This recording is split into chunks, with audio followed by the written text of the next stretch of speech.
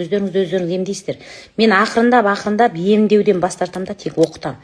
Оққан адамға емдеймін бұдан кейін. Оқымаған адамды емдеу шаршатып жібереді. Миды жеп қояды ғой. Бір 5-6 күннен кейін емдер зиян емес па? Сіңірім үзіліп кетпей ма?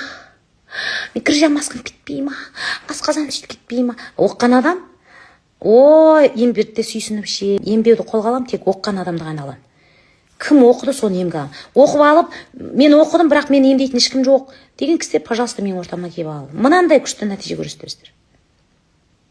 Оқытуды қолған, потому что мен күш-қуатым кетіп қалды. Каждый менің ортамда науқас ем алып жатыр. Қай күні бір мастер қызым WhatsApp'та маған фото жіберіп қойды, бір адам төсекте құлап жатқан жартылай. Сөйтсем, жазда бізден ем алып кетті. Одан тағы ауырса, бізге келмей барып, бір жерге барып өкө салдырса, ол вообще аяғы жүрмей қалып. Сосын опять қайтадан бізге келеді.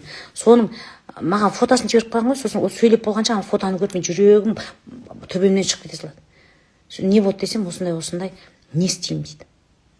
Осындай, түнде жатып абастырыне береді, хостелге жүгіресің, үйде жатып ойбай абас, шаршатып жерді науқас. Оқымаған науқас, үйде күтім дұрыс емес, лекцияны бірге тыңдамаған, үйдегілер білмейді. Одан да мен тып-тыныш оқытайын. Оқытқан адам оқып алып, бізден жалғас ем алса, мынандай нәтиже көреді. Бірақ біздікі, мен ойлаймын, мен сіздерге айтайын. Кез келген емдеу орталығы барыңыздар, сол жердің төсегі ешқашан сенің үйіңдегі төсекке жетпейді. Сол жердегі адамдардың сізге беретін, ешқашан сенің үйіңдегі жақындарыңның сіздерге беретін риясыз ықылас махаббатқа жетпейді.